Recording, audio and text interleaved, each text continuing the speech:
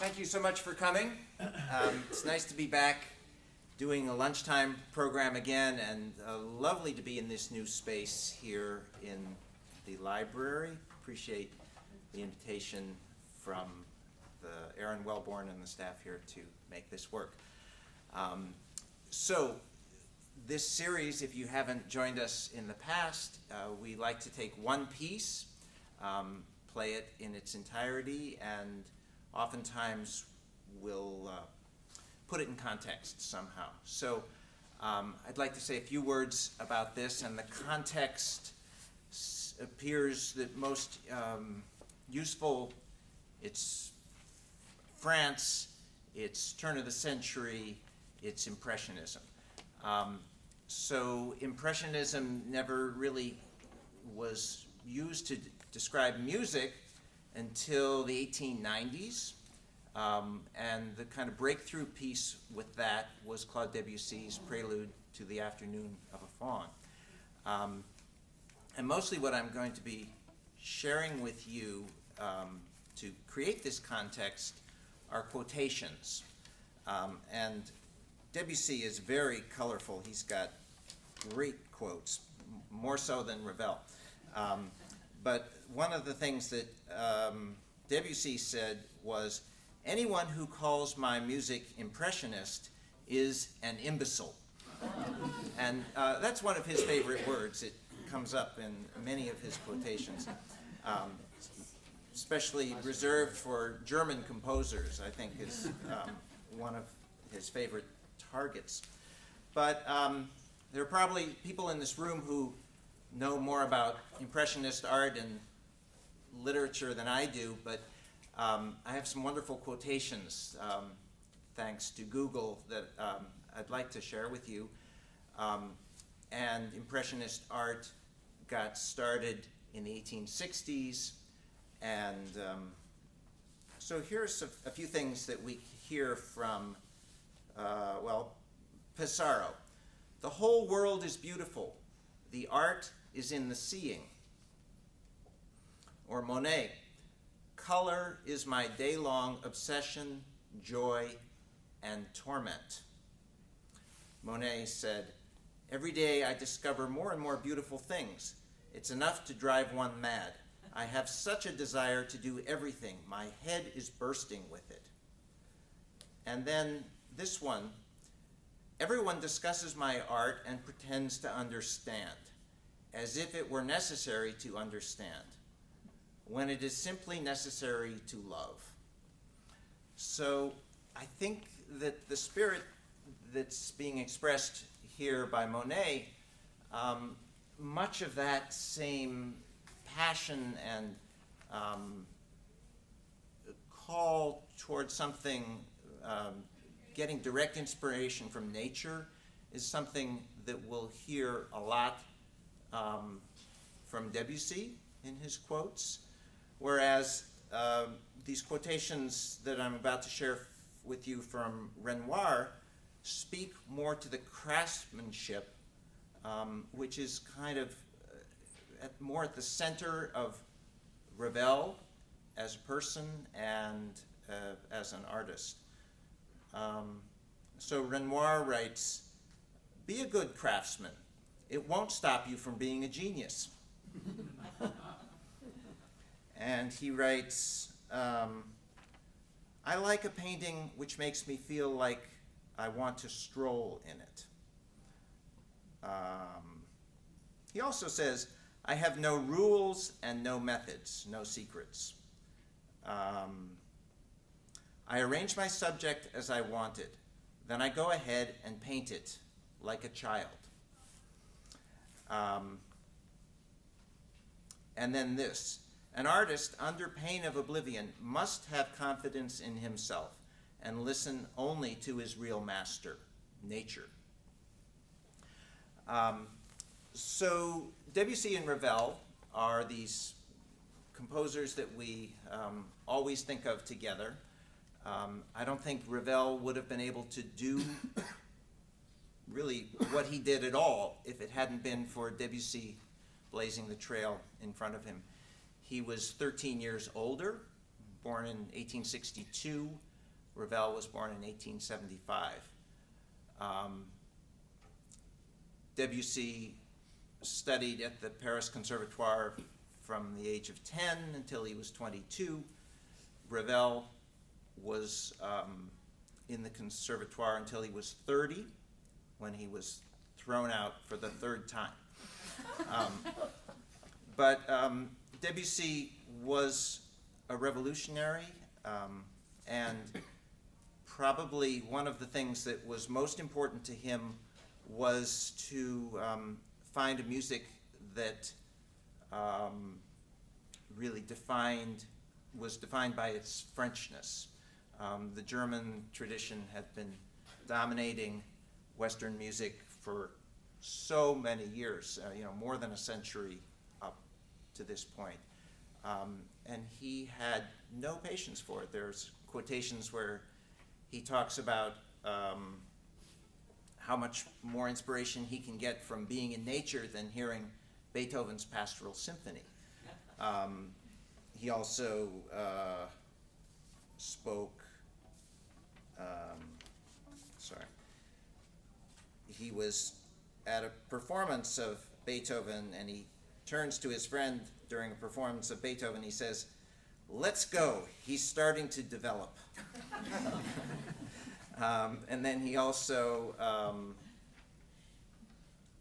he said, "Whatever rules I will follow, I'll follow the rules as I please. And I'm going to gain my inspiration by watching the sunrise rather than listening to Beethoven's Pastoral Symphony." So there were some wonderful composers in the second half of the 19th century in France, and Debussy had no patience for them either. I have a horror of sentimentality, and I cannot forget that its name is Saint-Saëns. So the famous Paris Exposition of 1889 clearly was a part of what allowed Debussy to stake out this new territory and explore these more exotic musics, actually, that came in from East Asia. So the gamelan from Java was particularly important, but he also was, there's a quotation I didn't find on the internet, but I recall where Debussy says, to listen to, if you listen to African drumming, anything that Western music has done is like child's play in terms of rhythm. So he clearly was interested in finding his inspiration wherever he could, and like the painters, the Asian inspiration was very important. So just here are a few more good ones from Debussy. The sound of the seas, the curve of the horizon, wind and leaves, cry of a bird leave manifold impression in us. And suddenly, without our wishing it at all, one of these memories spills from us and finds expression in musical language. I want to sing my interior landscape with the simple artlessness of a child. I am more and more convinced that music is not, in essence, a thing which can be cast into a tradition and a fixed form. It is made of colors and rhythms. Some people wish, above all, to conform to the rules. I wish only to render what I can hear. There is no theory. You only have to listen. Pleasure is the law.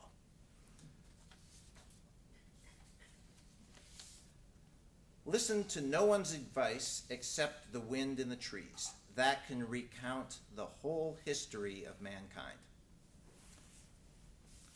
I love music passionately, and because I love it, I try to free it from barren traditions that stifle it. Composers aren't daring enough. They're afraid of that sacred idol called common sense, which is the most dreadful thing I know. After all, it's no more than a religion founded to excuse the ubiquity of imbeciles. And and then, of course, anyone who calls my music impressionist. Beauty must appeal to the senses, must provide us with immediate enjoyment, must impress us or insinuate itself into us without any effort on our part.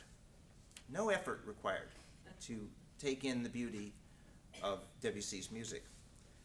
And I think perhaps something of a reaction to that, you have Ravel. And he's certainly taking advantage of some of the freedom and the territory that Debussy has mapped out, some of the defined aspects of, you could call it impressionism or just Frenchness. But he's such a different person. He writes, "For Debussy, the musician and the man, I have profound admiration, but by nature I'm different from him. I think I have always personally followed a direction opposed to that of the symbolism of Debussy.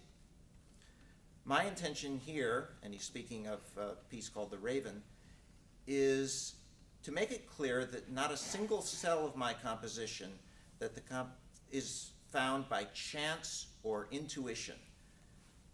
So make it clear that not a single cell of the composition is found by chance or intuition, that the composition moved towards perfection with the precision and the inevitability of a mathematical equation. I did my work slowly, drop by drop. I tore it out of me by pieces. The only love affair I've ever had was with music. And then two more. Music, I feel, must be emotional first and intellectual second. I begin by considering an effect. So that seems to speak something of what impressionism is all about. So he's looking to begin by an effect. He also said, "I do not ask for my music to be interpreted, but only to be played." That's something that Stravinsky said also about the same time. So we're going to do a little bit of dropping the needle now onto the Ravel Quartet and then perform. So, Eric, yes. I've got a few words. Oh, please. Thank you very much. That was great. I didn't know all those Debussy quotes in particular. I love it.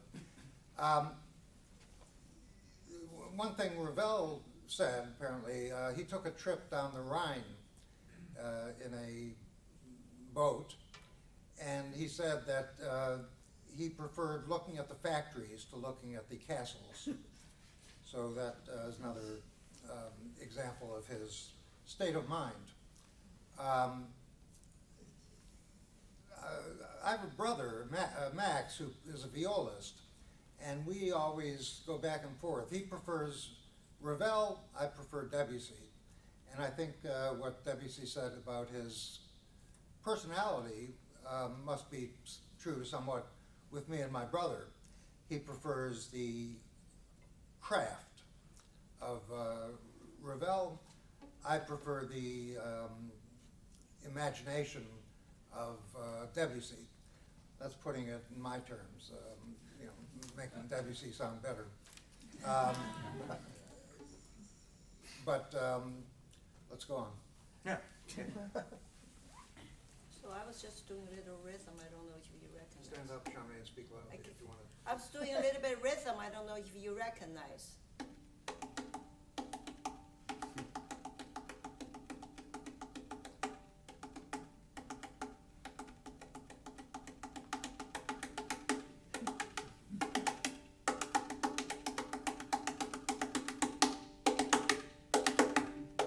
You know what? Bolero. Bolero. Most of people know that. Yeah. I was just referring to what Erica says. So, if those of you who know the Ravel Quartet, I asked you to hum the tune, you'd probably think the first movement, oh yes, it goes.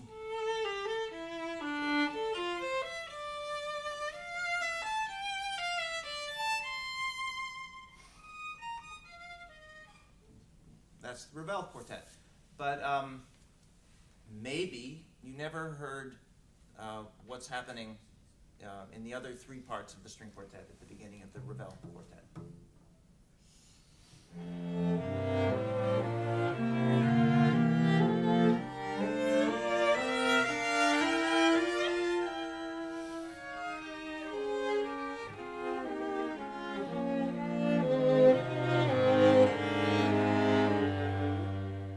Yeah, so it's basically a scale up and then a ornamented scale down. So beautiful. And this piece is a lot more classical than the Debussy quartet. He sticks to the tried and true forms. They're both in 4 movements. And there's a funny story about the Debussy quartet. Debussy, in his many works, only has 1 opus number, and that's for the string quartet, opus 10. Everything else is just La Mer, or whatever. But he decided to get serious and give his string quartet an opus number. So he wasn't entirely opposed to the German tradition. One more little comment, please. What we just played, I would describe as sensuous. I don't know what Ravel would say, whether he would, but for me, especially in the slow movements here and in much of his music, sensuality is very much to the fore. And the second and fourth movements, very much the opposite. Yeah. So the coloristic qualities in the second and fourth movement are really spectacular. Let's go to the second movement. And Ravel and Debussy both used a lot of pizzicato in their second movements in order to perhaps be imitating the gamelan orchestra, tuned percussion. So the primary rhythm of this is in 3.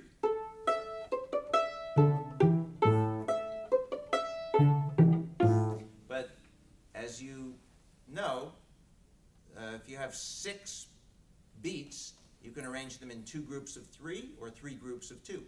So at the same time that Fred and I are doing 1, 2, 3, in other words, 1 and 2 and 3 and, the inner voices are going 1, 2, 3, 4, 5, 6. So we have a polyrhythm, cross rhythm at the same time. And the inner voices sound like this. Yeah. So you put it together, and we'll play a few bars of this to get a taste of all the different colors he finds.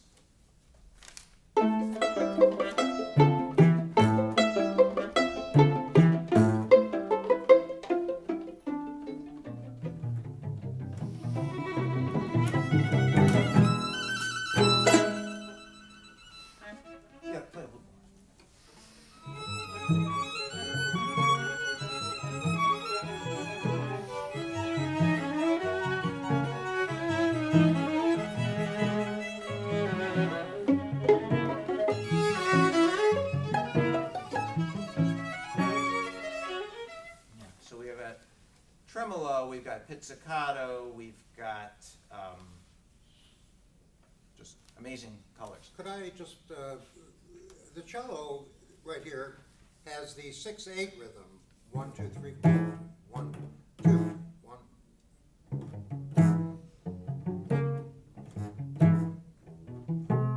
As opposed to Eric with the 3/4 rhythm. Put it together. 1, 2, 3. It goes through very much of the whole piece. Let's jump to the 4th movement, the last movement, agite.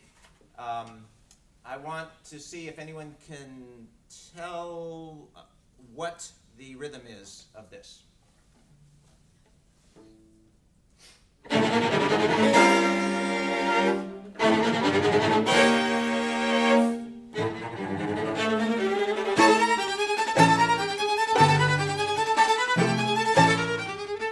Anybody count that fast? 5. 1, 2, 3, 4, 5. Yes, 1, 2, 3, 4, 5, 1. Very good. And 5 can be used in interesting ways too. It can be 2 plus 3. It can be 3 plus 2. Or it also can be 4 plus 1. But they're very asymmetrical, which is why Western composers hadn't really used 5 very much in the past. If we jump ahead, much of this movement leaves 5/8 and goes into 3/4, so three quarter notes.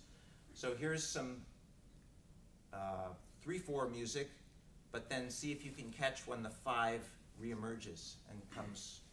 He embeds 5 into 3/4, which obviously doesn't fit, but here we go. Where we start? Letter H. And there's some great colors here too. Number 19.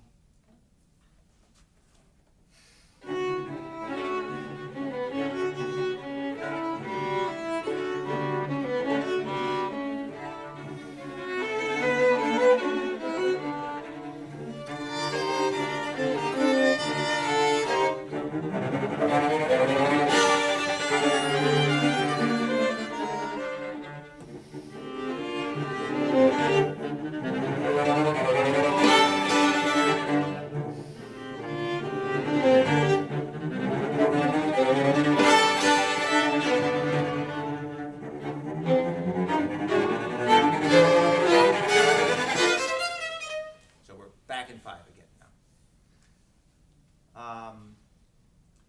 So I would like to highlight what my favorite moment in the piece is, and it's comes in the third movement.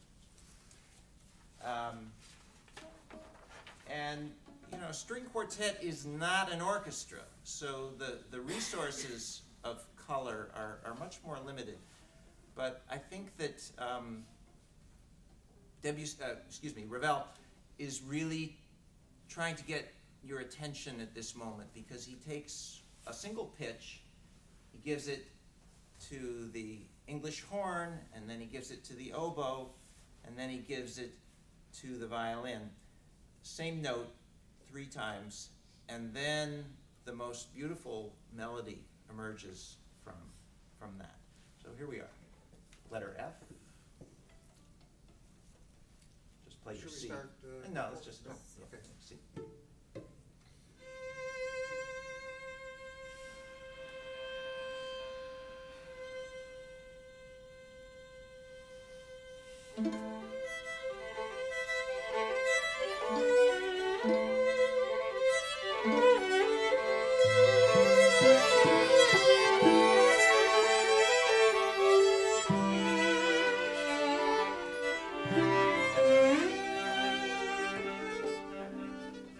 So I think there's the sensuality.